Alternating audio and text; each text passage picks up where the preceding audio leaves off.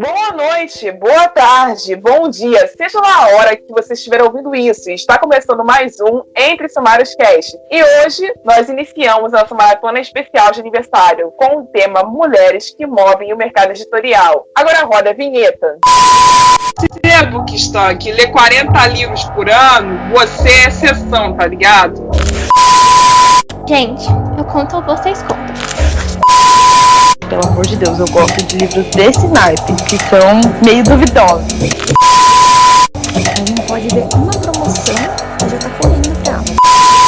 Pessoal, por favor, lembrar de sempre mencionar o nosso Twitter, @CastSumários, sempre que for comentar sobre esse ou outro episódio qualquer. E se você estiver nos ouvindo pelo Spotify ou pela Amazon Music, onde estamos disponíveis até agora, é só apertar o botãozinho para seguir o nosso programa. E também sigam as nossas convidadas nas redes sociais, que nós vamos colocar aqui na descrição desse episódio. Pessoal, primeiro nós vamos às apresentações das primeiras convidadas dessa maratona. Então, meninas, mandem ver. Oi, pessoas. Meu nome é Lívia Martins. Hoje, depois de várias experiências incríveis no mercado editorial, eu estou trabalhando com mentoria de autores. Mas eu também sou editora do selo Calenda, do Grupo Estante, que é um selo mais voltado para romances, comédias românticas, coisas assim. Porque eu não gosto do título de chick lit, tenho pavor a esse termo. E faço freelas de edição, preparação de texto, etc. Eu tenho 42 anos, moro em Maricá, no Rio de Janeiro, e eu já estou nesse mercado aí desde 2009. Já faz um bom tempinho que eu tô batendo cabeça aí. Sua vez, Ingrid. Boa noite, eu me chamo Ingrid Souza,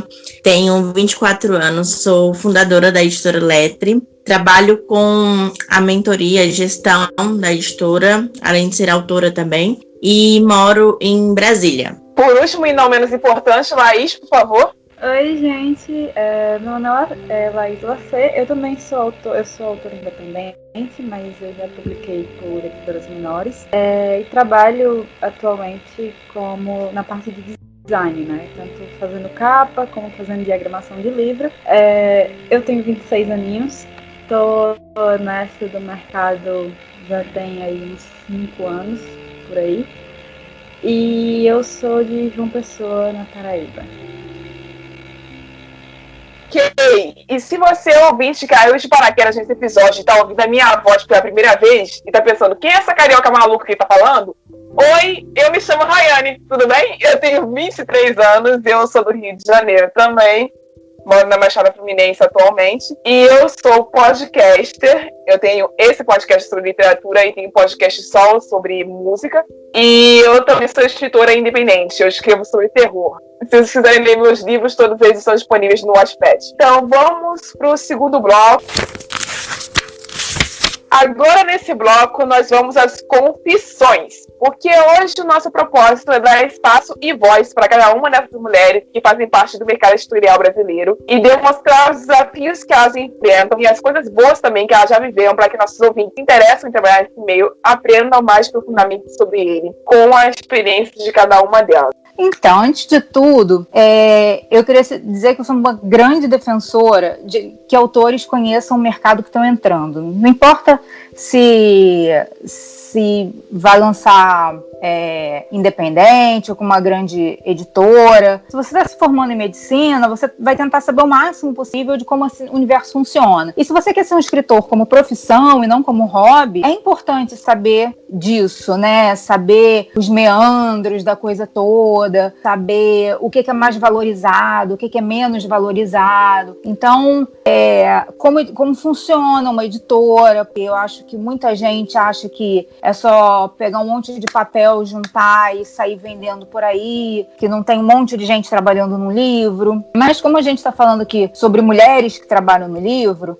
uma coisa que eu queria ressaltar é que essas pessoas, essas mulheres, são as que mais botam a cara a tapa para autopublicação. Se você puxar lá na Amazon e até no Wattpad também, e aí eu tô falando das duas porque uma é gratuita e outra não, tem muito mais livros autopublicados por mulheres, porque as editoras podem ter lá meia dúzia lá de comédias românticas, romance de época, livros juvenis escritos por mulheres, mas a maioria massiva das publicações ainda é de homem, sabe?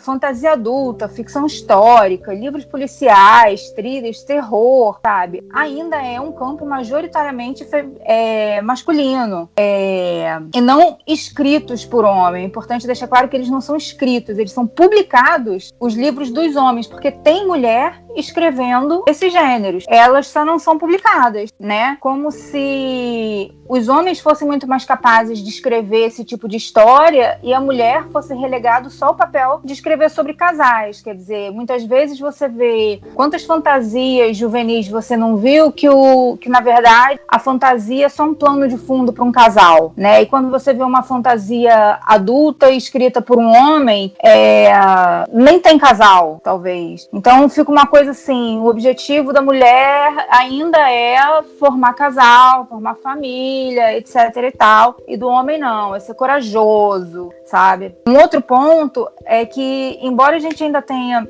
muitas mulheres trabalhando em editoras, cursando produção editorial, cursando letras, jornalismo, para trabalhar em editoras, em várias funções, como editora, como assistente editorial, social media, tradutora. Eu mesmo fiz um curso de publisher. No nosso mercado, ainda tem muito homem e com uma visão muito conservadora, com poder de decisão do que é adquirido ou não. Então, quer dizer, e também de como é o marketing, como é feito o marketing desse livro, tipo, quanto eu aposto nesse livro em termos de bancar, né? E isso me leva a acreditar que, tirando raríssimas exceções, você entrar numa livraria e pegar uma editora, pegar umas 2, 3 editoras diferentes, você vai ver que nós mulheres ainda somos, assim, uma pecinha na engrenagem, sabe? O papel que a gente faz ainda é um papel que poderia ser feito por um homem também, porque é o de editora, de assistente editorial, é o de revisor e tal, mas nunca o papel decisivo, nunca uma peça insubstituível, sabe? Hoje a gente ainda tem, assim, algumas editoras que têm cargos de chefia mulheres, mas as grandes editoras, as maiores editoras, os homens ainda apitam mais, sabe? E a gente precisa mudar isso se a gente quiser se inserir melhor dentro desse mercado. Se a gente quiser que as nossas histórias cheguem a mais pessoas, a gente precisa que mais mulheres decidam também. Obrigada pela palavra. Para aqueles que acompanham a Lettre, né, desde o início, ou que buscam saber sobre a editora, não é nenhuma novidade que a editora foi fundada. Ela teve a ideia, né, eu tive a ideia, na verdade, de fundar a editora a partir de uma quebra de ética por parte de uma outra editora, com a qual eu havia fechado um contrato para publicação no meu primeiro livro, né, e a publicação paga. E penso o baque que foi para mim, né, passar um ano escrevendo a minha primeira obra, sonhando com a publicação, e ver que tudo havia caído por terra, né, diante dos meus olhos, e o pior, eu estava pagando por aquilo. Foi muito doloroso, foi um processo, assim, que me abalou profundamente. Eu fiquei muito tempo sem conseguir escrever novamente, porque eu passei muito tempo esperando a publicação, que não veio, e por conta disso eu não consegui escrever, e depois que eu consegui romper o vínculo, eu fiquei mais um grande período sem conseguir produzir nada. Naquele momento eu percebi que eu não era a primeira pessoa e eu também não seria a última que aquilo ali estava acontecendo. Então foi pensando nisso que eu decidi dar aos autores o que eu esperava receber, e o que eu esperava ter recebido, e dando sempre o melhor de mim. Então eu procurei, né, me especializar o máximo que eu pude, dando sempre o que eu podia para tornar o meu sonho e o sonho de outras pessoas reais. Falando assim parece até fácil, né, muito simples abrir uma editora, mas não é fácil nem abrir e nem gerir. Não é fácil gerir, né? E eu passei muito tempo pesquisando tudo para me deixar bem adiantado, tudo que eu pudesse antes de começar de fato o exercício da editora. Então eu pesquisei muito, fiz cursos e fui tentando aprimorar o que eu já havia conhecido do mercado, e o que eu ainda não conhecia eu fui procurar entender. Hoje, com a editora começando a crescer, o trabalho é ainda maior. Graças a Deus eu tenho uma equipe maravilhosa que é majoritariamente feminina e que são extremamente profissionais e competentes, assim, elas me ajudam em absolutamente tudo.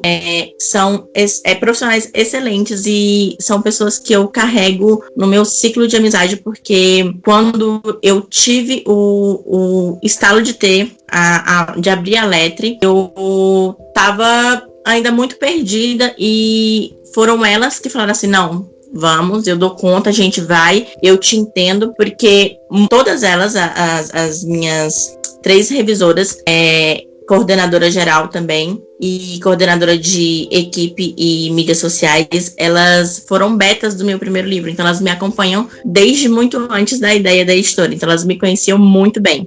Mas infelizmente para nós mulheres o meio literário ainda é um meio muito duro e é muito difícil para a gente permanecer inabalável.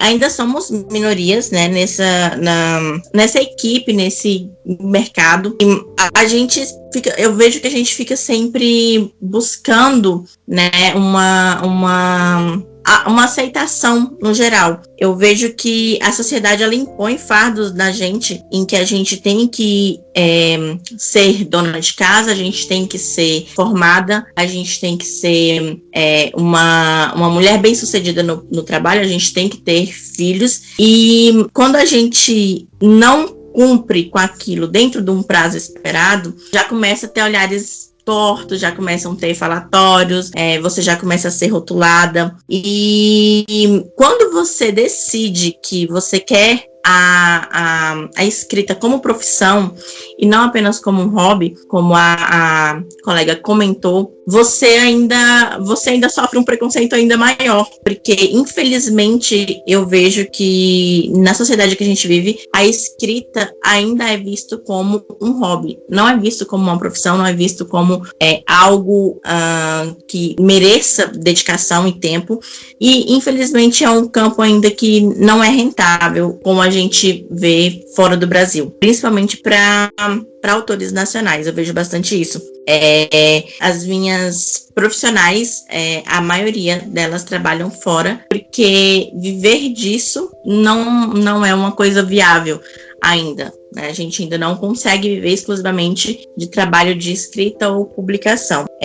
A gente é muito julgada porque, seja no campo da escrita, né, você realmente escrevendo um livro, sentando e escrevendo, você é julgada por ser autora nacional, você é julgada por você ser autora feminina, dependendo do gênero que você escreve, você também recebe críticas, você também recebe questionamentos, que a gente vê que se fosse um homem escrevendo, se fosse um homem publicando, a gente entende, a gente enxerga, a gente tem a percepção de que não é da mesma forma. E isso acontece não somente na área da escrita, eu vejo que acontece na área da ilustração, na área da capista, da diagramadora, da revisora, da tradutora.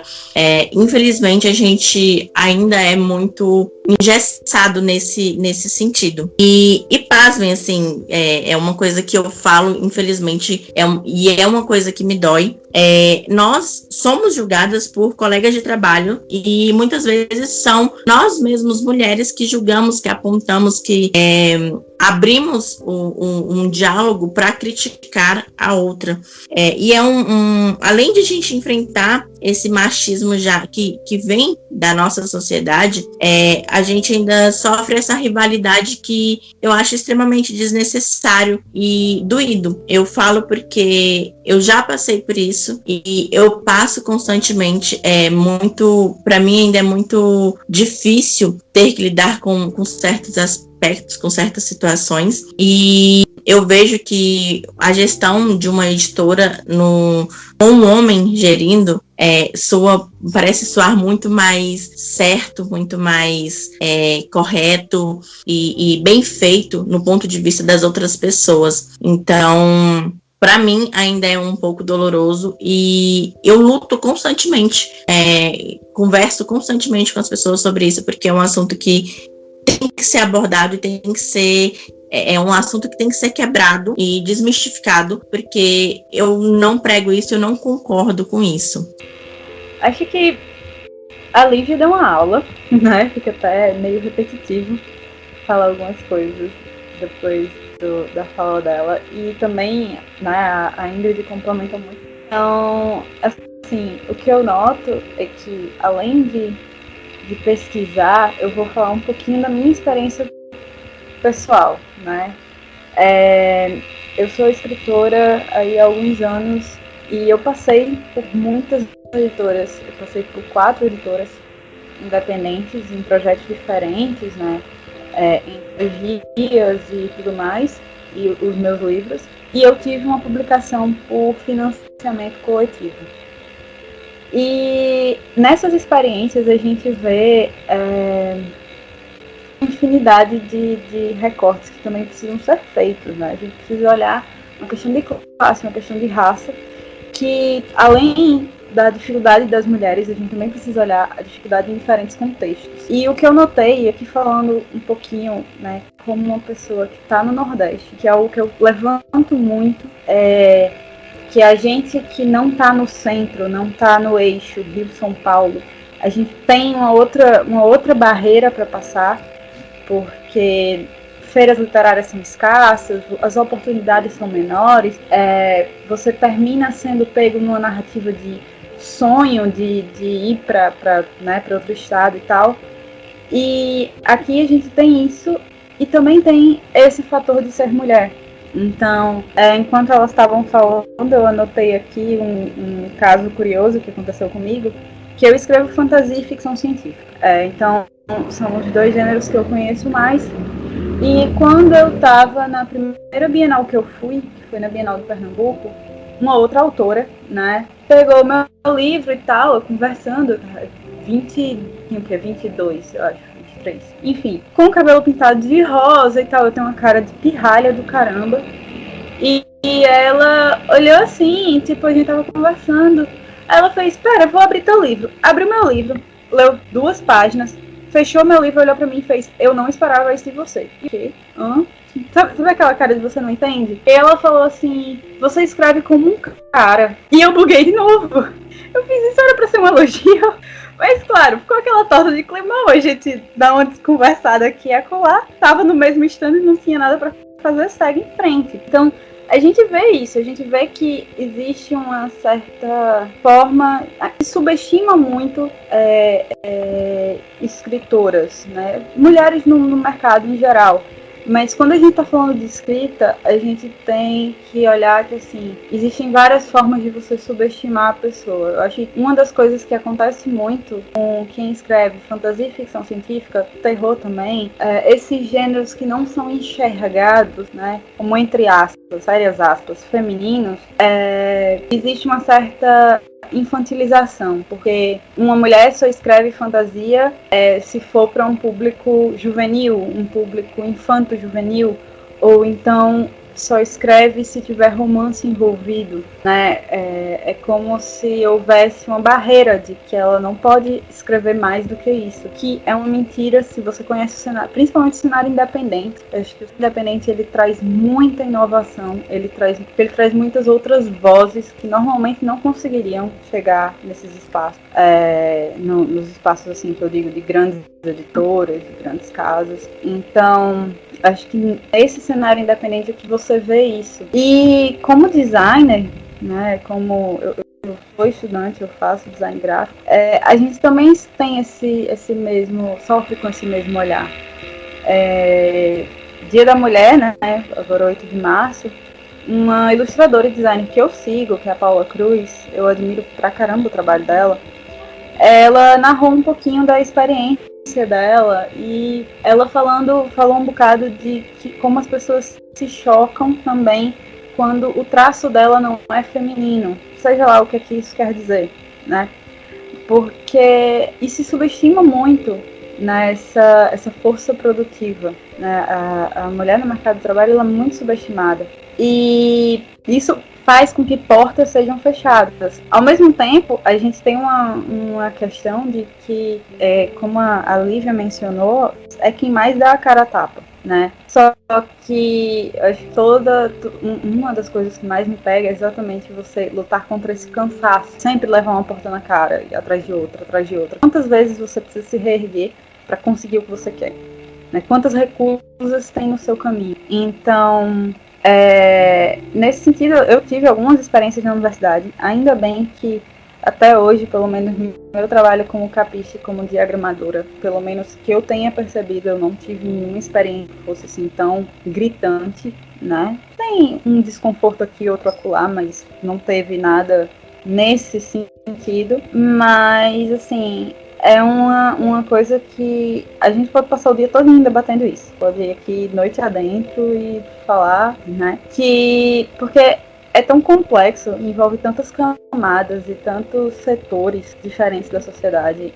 E é difícil você concatenar. Eu acho que eu vejo escritoras, eu admiro, eu sigo, acho que a maioria das pessoas que eu leio hoje são mulheres. Eu já fui para alguns eventos, até daquele Leia Mulheres que falou aqui em uma pessoa. Então, você ter essas referências, essa rede com outras mulheres é muito importante, porque você constrói uma rede de apoio, que também é algo magnífico. Então, acho que por aqui que eu encerro meu pensamento, de ter essas referências femininas também, foi muito importante para mim, e eu acho que é importante para todo mundo. Ok, vamos aos debates dessa semana, e os assuntos de hoje vão girar em torno desses relatos que nós acabamos de ouvir, e eu vou ser mediadora. Ou seja, eu vou tentar falar o mínimo possível para que vocês escutem as vozes que possuem experiência com o trabalho, falando com as propriedades sobre o assunto. Enquanto nós 4 vamos tentar entender o que está faltando no mercado editorial para que mais mulheres tenham acesso a ele, como escritoras, designers, pessoas que decidem quais publicações vão entrar em vigor e quais não, e em todos os campos que ele exige pessoas. E o que deveria ser feito para corrigir as desigualdades que nós encontramos nesse mercado? Esses são os 2 primeiros ganchos que eu quero dar para esse debate. Então, meninas, falem.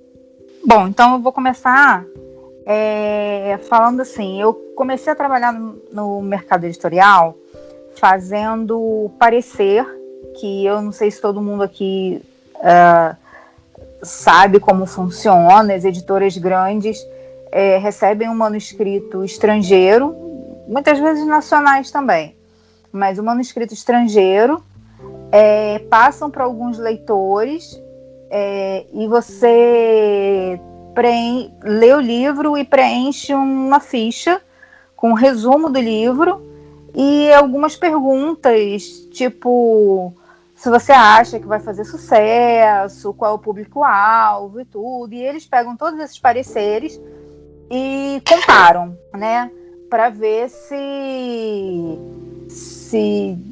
vai dar samba lá na frente. Só que muitas vezes as pessoas que fazem esses pareceres são pessoas freelancers que não se conhecem, uma não sabe o que a outra está fazendo e elas acabam tendo divergências, e isso é normal. Quando a gente lê um livro, a gente nem sempre todo mundo gosta de tudo, sabe? E aí isso acaba mexendo com a decisão do editor final, né? Então, assim, eu mencionei isso para dizer que a gente precisa entender essa mecânica por trás da decisão de se comprar ou não um livro. Eu acho que uma coisa que a gente pode voltar um pouquinho no tempo e pensar, nossa, mas será que a gente precisa mesmo sempre escrever trilogias, quadrilogias? Será que a gente não pode começar a entrar no mercado com um livro único?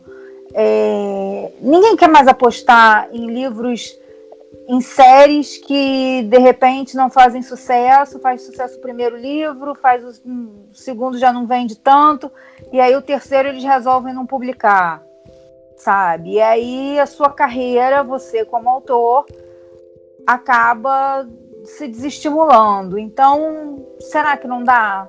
Então, acho que tem essa questão da autocrítica também, né? De nós como autoras. Eu escrevo também, eu escrevo mais noveletas, mais novelas do que romances propriamente ditos.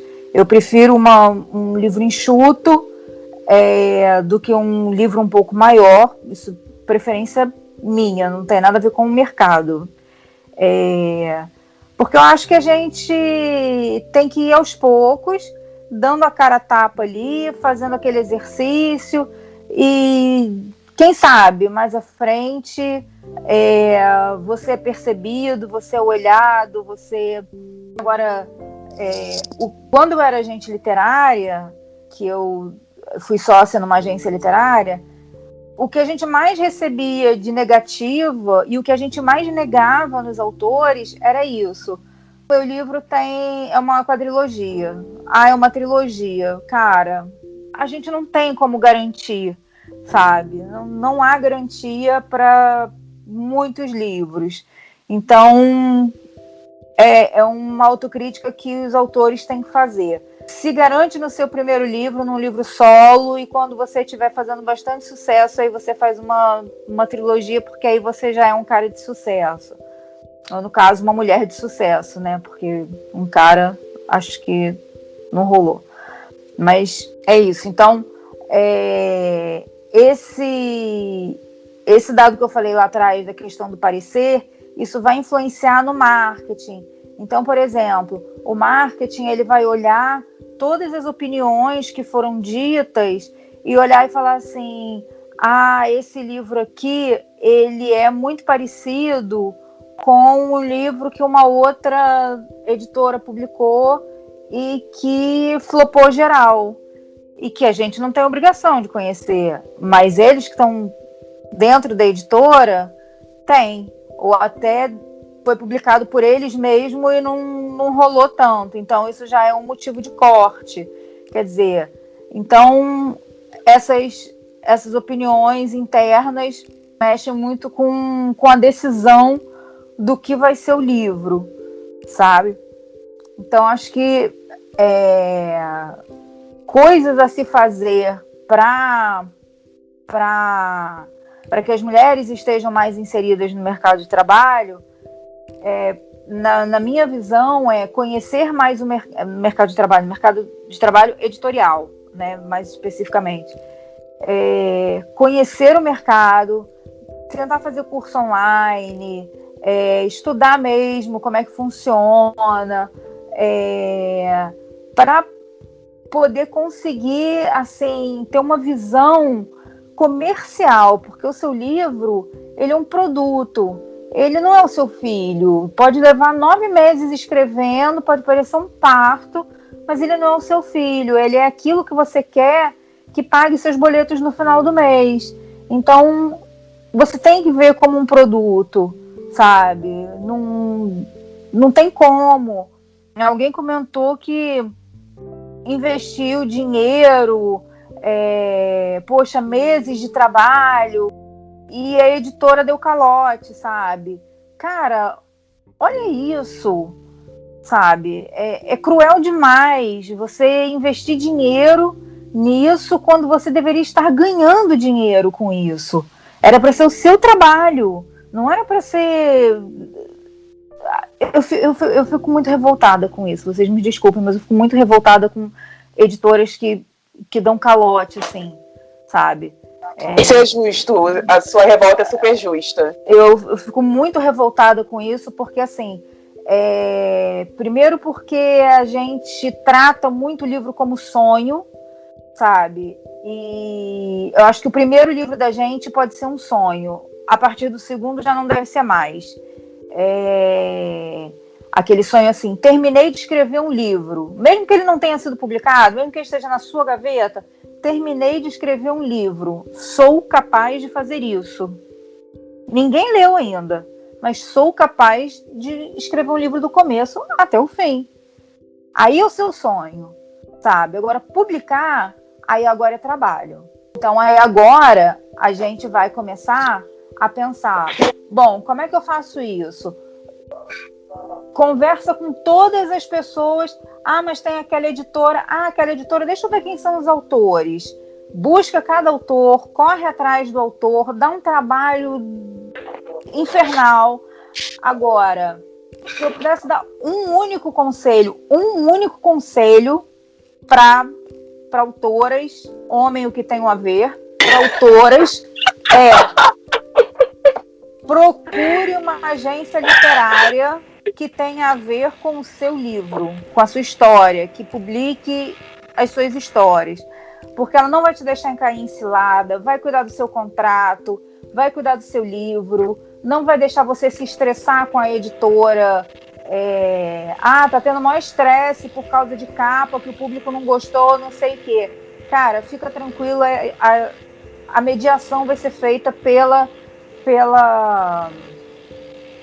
agência. Você está pagando a agência, quer dizer, você paga só no sucesso, na verdade, né? Se você não ganhar nada, a agência também não ganha, que é porcentagem, não cobra mensalidade, a agência não cobra mensalidade, se cobrar, foge, sai correndo. E eles vão te tirar todo o trabalho burocrático, e você vai ficar com o trabalho de quê? De escrever, sabe? De escrever, de fazer seu nome nas mídias sociais. A própria agência literária tem interesse de repostar tudo que você posta em relação ao seu livro, porque quanto mais você vender, mais eles ganham. Então, assim, se eu pudesse dar um conselho, procure uma agência literária, sabe? A parte do contrato foi a parte mais importante que eu ouvi. É sério, gente. Olhem para o contrato, pelo amor de Deus. Eu estou falando isso como quem passou poucas e boas com o contrato. Entendeu? Eu acho que um quesito também, pelo menos na minha experiência pessoal, amizade é amizade, negócio é negócio. Assim, às vezes a gente vai muito, porque é preciso fazer contatos, né? Você, nesse meio, esse meio é minúsculo. Mas você vai conversando e você vai criando uma rede de contatos, você vai criando pessoas, né?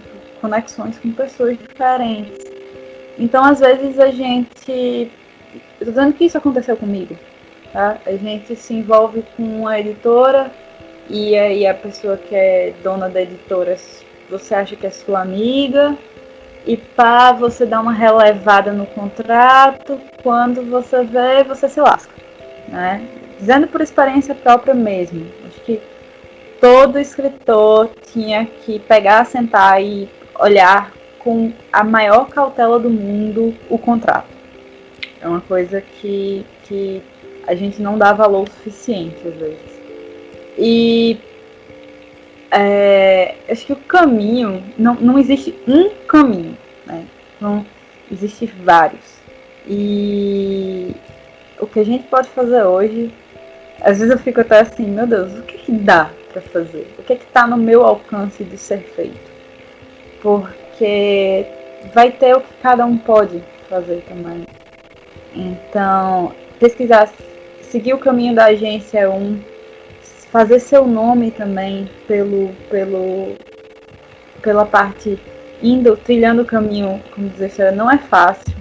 Nenhum dos dois é. Né? Não existe um caminho fácil, mas existem caminhos que podem ser trilhados. E você pode também criar o seu por plataformas como a Wattpad, você cria o seu campo de leitores também. E aí você vai se divulgando e criando essa rede de leitores para que mesmo de forma independente você consiga alcançar, né, outros patamares, outros públicos e tudo mais. E trabalho de marketing é importantíssimo. É uma coisa... Eu, particularmente, eu não tenho mais paciência. Né? Houve um tempo que eu tinha muita paciência para fazer todo o marketing. Hoje eu sou uma eremita das redes sociais, mas, assim, um dia eu volto. E o que eu vejo muito é isso. Acho que para a questão das escritoras, pessoalmente, como com problemas dos livros, né? O que dá para ser feito é isso, é você olhar e pensar nos caminhos que você pode seguir e ter foco e força de vontade. E é isso. Mas eu não julgo, eu aqui falando por mim, eu não julgo quem larga e vai seguir a carreira com outra coisa, porque não é fácil. Viver de escrita, às vezes, ou de coisas relativas a esse meio, e não só a escrita, é muito ingrato e muito, muito, muito difícil. E quem consegue é exceção, né? Quem consegue não é regra. A gente queria que fosse, mas não é.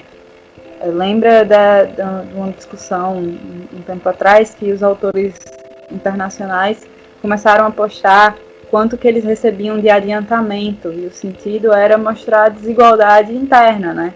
De que autores não brancos recebiam menos, autoras mulheres também recebiam menos, então tudo isso adiantado. Quantos autores no Brasil recebem adiantado?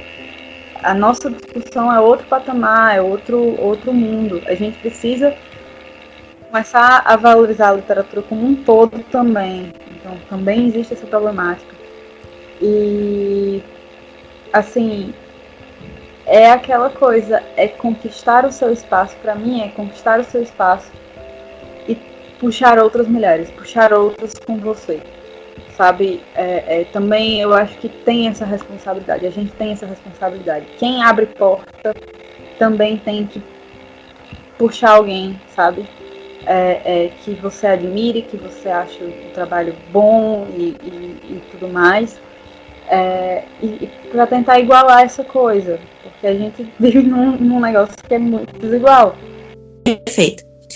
Eu concordo que deve-se haver uma pesquisa sobre meios de publicação em todos os âmbitos, seja publicação por editoras pequenas, tradicionais, ou independentes, ou por agências. O importante é você fazer uma pesquisa sobre.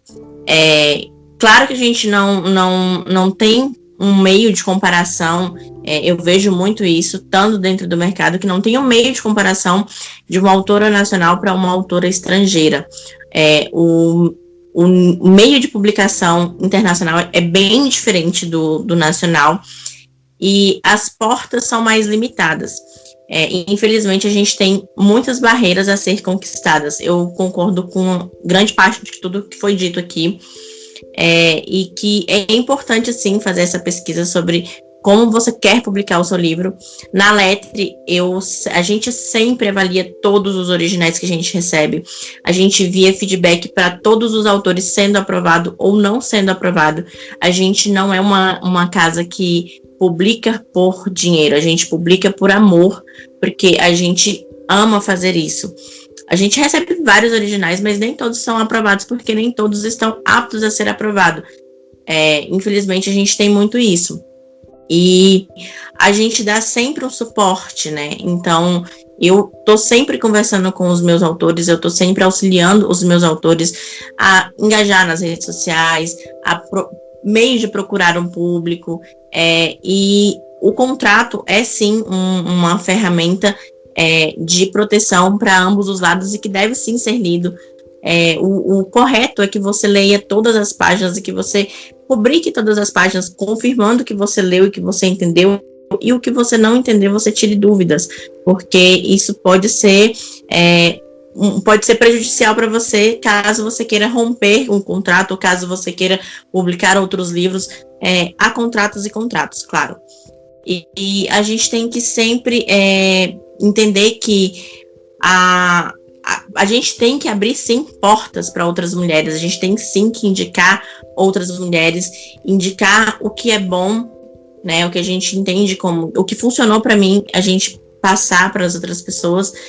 Infelizmente, eu vejo muito que ainda existe muita rivalidade nesse campo, e é bem complicado ainda romper certos tipos de barreira, e que acredito que todas nós que estamos aqui lutamos constantemente para isso.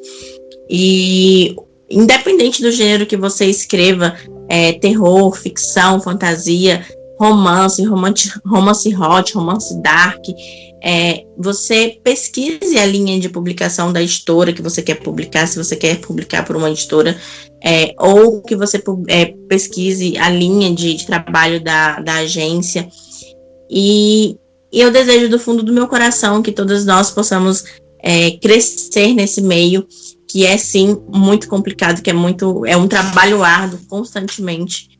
A gente conquistar público, a gente vender livro. Ainda sofremos um grande preconceito com a literatura nacional. E é isso. Só quero agradecer a participação. Eu vou entrar no terceiro gancho e último do debate, perguntando para vocês, e eu quero que vocês dissertem sobre isso, não uma de cada vez, como foi no bloco anterior, mas que vocês falem, até se misturem para ver como é que vai dividir as opiniões, sobre a frase que a Laís usou para falar sobre um caso que aconteceu com ela. Você escreve como um cara. Que é como se empregasse uma forma, que existe uma forma certa que uma mulher deve criar algo, uma forma certa que uma mulher deve ilustrar, uma forma certa que uma mulher deve escrever, ou uma forma certa que uma mulher deve se enquadrar dentro do mercado editorial. Por que essa forma existe? Além do machismo, vamos pensar além do machismo que impera entre a gente. O que a gente faz para que essa história, de forma certa que uma mulher deve fazer algo, permaneça? Acho que muito não é pelo... Acho que depende muito do caso. Acho que a gente constrói a escrita que a gente tem de acordo com o que a gente consome. Eu, particularmente, eu tenho um certo travamento com literatura de terror. Eu não consumo literatura de terror. Então, consequentemente, a minha linha de escrita não vai ser nesse nicho, não vai ser voltada para essa área. Gente, eu achei assim, quando ela falou essa frase do você escreve como um cara, eu aqui dei uma gargalhada de tristeza, assim, de deboche da pessoa que falou isso para ela, porque assim, cara, o que é escrever como um cara? Porque, sei lá, assim, eu, por exemplo, sou uma pessoa que eu sou super bem-humorada, eu sou piadista, eu tô sempre fazendo brincadeira, eu consumo livros, filmes que tenha pelo menos uma pegada engraçada. Se eu tô escrevendo engraçado. Então, assim, eu escrevo como uma humorista, é isso, sabe? Vem disso, do que a gente consome, sabe? Então essa pessoa também que falou isso, ela provavelmente só consome livros escritos por homens, e ela viu um livro que era tão bom, que ela associou isso a ser um livro escrito por um cara. Quer dizer, ela jamais imaginou, provavelmente ela nunca leu um livro escrito por mulher, ou talvez isso. Os livros que ela leu escritos por mulheres eram livros de gênero que não interessavam a ela, sabe? Mas eu achei fora da casinha completamente. A vontade é uma raquete... Eu não estou mentindo, eu tenho testemunhas. A vontade é uma raquete... Sabe que é raquete de matar mosquito? A vontade é de pegar uma e dar na cara. Eu juro a vocês, quando eu ouvi isso, foi no Bienal, e eu ouvi isso de uma outra escritora. Eu tô dizendo quem me disse isso, né? Foi uma outra escritora que a gente tava no mesmo stand, a gente tava dividindo um stand na Bienal e tal, e ela foi com essa. Minha cara, eu sou uma pessoa muito expressiva, gente. Eu tentei, né? Mas não deu, né? Não dá, você fica, tipo, vou dizer o quê? E eu lembro, até por coincidência, uma outra Lívia, a cara dela foi mais engraçada que a minha, sabe? Ela olhou assim, botou a mão na cara e baixou a cabeça na hora, tipo, escondendo o riso. E eu realmente queria entender o que é escrever como um cara. Não, e achar que isso é um elogio. O que é isso? Porque quer dizer que, se eu escrevo de uma forma com determinados vocábulos, significa que eu escrevo mais parecido com um homem? Ou é porque eu escrevo fantasia e minhas fantasias não são focadas em romance? E eu fiquei, tipo, depois criando teorias, porque você fica assim, qual é o critério? Porque eu, quando tô lendo, particularmente, eu às vezes esqueço se o livro é escrito por um homem, por uma mulher, enfim... Eu lembro, né, obviamente, em determinadas circunstâncias, às vezes, algum trecho e tal, que você olha e faz, não, pô, com certeza foi escrito por um homem.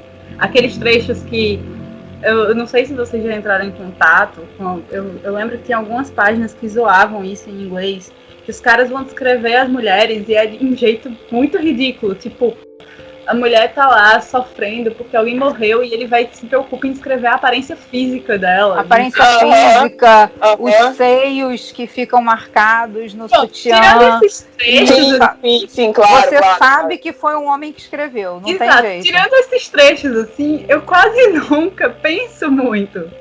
Então eu acho que você escreveu isso no livro. Tinha um trecho desse. E aí você escreve como vou revisar esse livro agora de cabo a rabo pra saber o que foi, pô. Pra saber o que foi. E aí realmente você escreve como um cara, vai ver, hein? É um negócio sem sentido. E isso vindo de outra autora é uma coisa que, assim, velho, que buraco a gente tá enfiado, entendeu? Pois é, mas quando você se enquadra em um gênero onde não é majoritariamente feminino, que é o teu caso e é o meu também, como uma pessoa que escreve terror e suspense, a maioria dos livros que mais vendem são escritos por homens, no meu gênero, pelo menos. Sim, no meu também. Então, assim, eu comecei a ler o meu gênero a partir de homens. Stephen King, William Peter Blatty, Andrew Piper, e eu tô citando poucos. Eu comecei a ler a partir de homens. Eu comecei a consumir mulher que escreve terror quando eu tinha 17 anos. Eu tava uma burra velha já. Mas é muito pelo que também é apresentado, né? Exato. A gente vai em livraria, se a gente não procurar fazendo peixe fino, a gente não acha.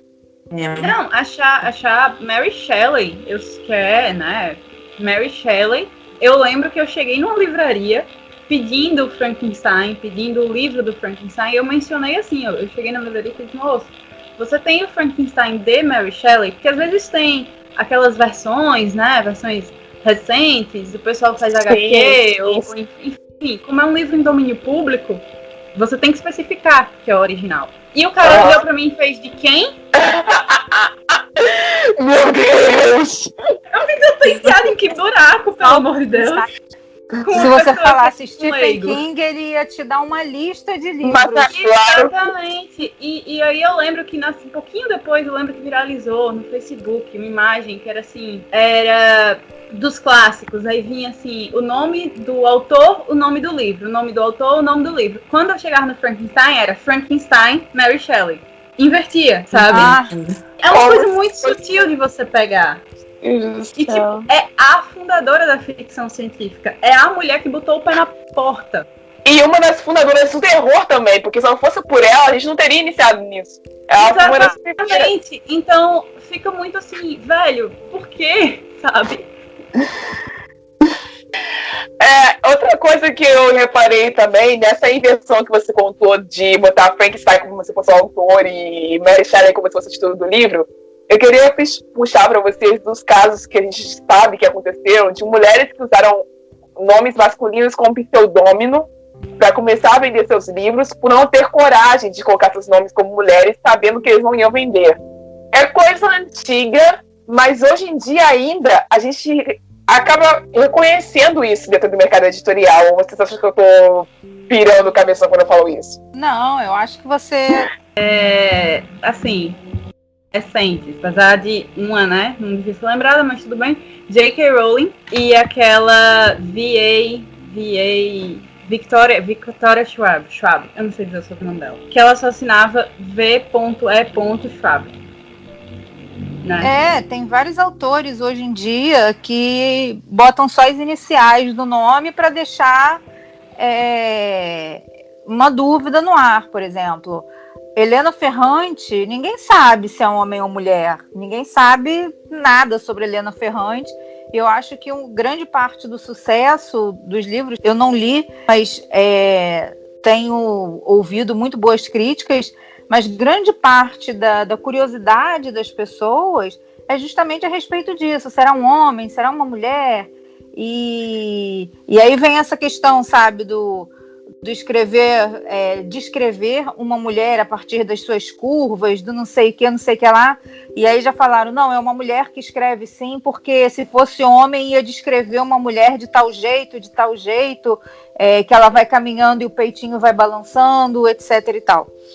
Mas onde para essa linha? Onde fica a limitação? Porque, assim, um dos meus autores favoritos no espectro do romance e drama se chama Sylvain Reinhard, e ninguém sabe quem é ele. Ninguém sabe se ele é um homem ou se ele é uma mulher. A gente só se refere a ele como ele porque ele usa o pronome masculino para se referir a si mesmo nas coisas que ele escreve.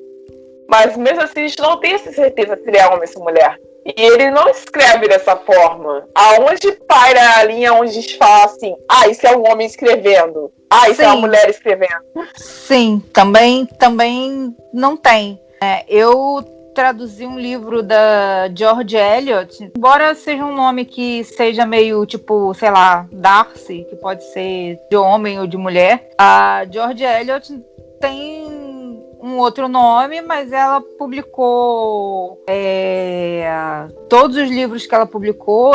O que eu traduzi foi O Moinho à Beira do Rio Floss, com um nome masculino, justamente por isso, para ser publicada, entendeu? E o tema era o tema geral da época, assim, que tanto homens e mulheres viviam, sabe? Tanto faz ali, você não era como, por exemplo, tem autores, vou me matar depois disso, mas Hemingway escreve sob o ponto de vista aí do homem branco, cis, hétero, desgraçado da vida, entendeu? Que tá triste com a vida.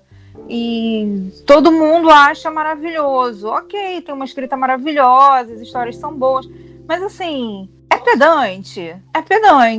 É do tipo, coitado de mim, que sou um homem de mais de 50 anos, e é sempre assim, são sempre histórias, sabe, para você sentir pena do homem. Então tem muito isso.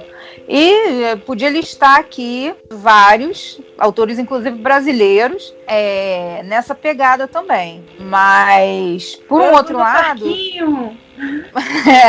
por um outro lado, também vou citar aqui Jesus amado, o nome da mulher. A Svetlana Alexievich, ela escreve muito sobre a Ucrânia, a União Soviética, e com um olhar muito feminino, um olhar muito pesado mesmo, sabe? E quando você vê assim, os autores russos e soviéticos, você pensa logo em quem? Pensa em Tolstói, você pensa em Dostoiévski, que é o quê? Exatamente essa coisa do pobre coitado, do homem. Ela não, ela vai investigar ali problemas sociais da guerra e de tudo. E ela é sensacional, sabe? Então, a gente tem essa ambiguidade aí, não é à toa que ela ganhou prêmios e prêmios com os livros dela. Eu acho que ela ganhou um Nobel, se eu não me engano, de literatura. Mas é isso, a gente tem que elevar. Quando a gente fala assim, vamos falar de literatura lá do europeu, vamos falar no Svetlana ao invés de falar de Dostoiévski, embora eu goste muito. Vamos falar dela ao invés de falar de Tolstói, embora eu goste muito. Sabe? Porque a gente tem que trazer mulheres à baila, a gente tem que trazer mulheres para o centro das discussões, mulheres que escreveram sobre várias coisas, mulheres que escreveram da guerra. Aquela coisa, vamos falar mais de Carolina de Jesus, né? De Carolina de Jesus, vamos trazer coisa da Daniela Arbex, cara. Ela tem feito trabalhos jornalísticos, assim, livros jornalísticos, né? Sobre o Holocausto brasileiro, sobre a Boate Kiss. Tudo bem que são histórias de não ficção, mas a gente precisa trazer essas mulheres e criar a cultura de ler mulheres, né? Vamos trazer coisas da Rayane, da Lívia, não é mesmo? Exatamente. Eu por aí. sou uma pessoa muito duvidosa pra vocês trazerem alguma coisa. Uma visão. Eu só escrevo coisa macabra, então vocês tomem muito cuidado com isso. Vou conseguir dormir à noite? Não. Provavelmente não. Provavelmente não. Faz parte também. Eu sou o tipo de pessoa que eu não me recomendo pra todo mundo. Eu assim também. Mas Não, eu acho engraçado que eu tive uma avaliação na Amazon que assim, eu achei o livro fraco e até aí eu tava achando a avaliação, poxa, triste, né? Você ganhar 1 estrela e falar assim, o livro é fraco. Aí ela falou assim, o livro é fraco, mas tudo bem porque o livro é curtinho e tudo, não é muito aprofundado. Mas o que mais me incomodou foi que a autora reclamou do cenário político brasileiro atual. Gente, como é que eu não vou colocar o cenário? Merece ser feita, como não reclamar? Como Sabe? me posicionar? Sabe? Olha, eu tento fazer o mínimo, porque eu sei que existe esse estigma, então eu tento fazer o mínimo. Como alguém que escreve terror, eu tento focar o foco do sangue jorrando, etc., em cima dessa brincadeira, para que as pessoas não notem meus posicionamentos políticos. Eu faço isso de propósito. Eu sou o tipo de pessoa que Eu invento tá meus lá em próprios cima. mundos, então eu me livro disso muito fácil. Esse é Não, o tipo de crítica que eu não recebo. Mas sempre ninguém- eu acho Eu sou daquelas que fala assim, Rayane, ninguém vai pensar no momento político atual se tem um demônio falando em cena. E é exatamente isso que eu faço. Eu boto o demônio falando em cena e vocês perdem a atenção pelo resto. É isso. eu não, eu já sou aquela que, assim, os meus 2 livros que são publicados na Amazon, tem uma cena que o cara se preocupa com o futuro da filha, e eu lancei ele bem pré-eleições, e ele fala textualmente, ele não. E no outro livro, a mulher, eu já estava mais puta mesmo. No outro livro, a mulher vira para outra e fala assim: ah, você tá parecendo o Bolsonaro. Aí ela diz assim: Bolsonaro é o caralho, vai me xingar assim na puta que pariu, Velho. não sei o que, tá. Eu sou muito sutil, ninguém pega, pô. Eu adoro as pessoas, mas nos meus ninguém pega. Eu lembro que eu escrevi Caçadores de Tempestade, que é uma noveletazinha, e na época que eu tava escrevendo, a Damares tinha saído dizendo que era uma nova era. Quando eu comecei a escrever o Caçadores de Tempestade, que é um universo de fantasia, assim, ficção científica steampunk, né, que é retro, né, no passado, digamos assim, só que eu botei nova era, e foi de propósito. Obviamente, acho que ninguém pegou, é só as pessoas agora vão saber, né, mas são coisas assim, você quer ver? Não sei se vocês lembram daquele livro Feios. sei qual é. Né? Que as Agora eu pessoas, pensei. né? Que as pessoas tinham que ser bonitas, não sei o que e tal. Numas distopias assim. Não vou voltar aqui para Jogos Vorazes. Talvez seja mais fácil reconhecer o que eu quero dizer. Você pode imaginar um cenário ali onde meninos só vestem azul, meninas só vestem rosa, e quem veste outra cor, ele é um dissidente, ele é um radical. Interessante, sabe? Para mim, a fantasia, a ficção científica, elas têm isso. Você pode brincar com isso, e assim, sem falar nome de ninguém. Você não precisa nem usar azul e rosa, você pode usar verde e amarelo. As pessoas vão notar que isso é um controle do governo, que isso é um preconceito, que pessoas daquele gênero só podem usar aquilo, pessoas de outro gênero só podem usar aquilo outro, né? Tipo, o Divergente, que cada casa lá, cada coisa só podia usar um tipo de roupa lá, abnegação, não sei o que e tal. Então, quer dizer, você consegue mostrar situações e consegue mostrar ao mesmo tempo dentro do seu cenário, entendeu? O pior livro de terror pra mim seria, sei lá, ir na cozinha e dar de cara com o Bolsonaro. Cara, eu nunca mais ia dormir. Valeu pela dica! Entendeu? Nunca mais eu ia dormir. Não podemos. Eu prefiro ver o demônio. Eu ia falar, ai, graças a Deus é você, demônio. Por favor, me abraça. Ah, Não, cara. bem nesse nível. Consciência política é tudo. Cara, depois dessa, eu não sei nem o que eu falo. Essa frase agora tem que ir pra um livro. É isso. Conto com vocês, hein? No WhatsApp. Conto com a galera do terror aí. Ai, meu Deus do céu. Enfim, gente, eu vou encerrar por aí. Muito obrigada pela participação de vocês três. Muito obrigada por ter aceitado o convite. Muito obrigada pelo convite. Obrigada. Por ter se importado com essa iniciativa. Parabéns pelo trabalho de vocês três, pelas funções que vocês ocupam no mercado. Que vocês tenham muito sucesso no futuro. Assim, como esse episódio vai ser lançado na sexta-feira, e sexta-feira é o aniversário que eu completo 1 ano no ar com este podcast, o Entre Sumário Estágio de Aniversário. Uhul!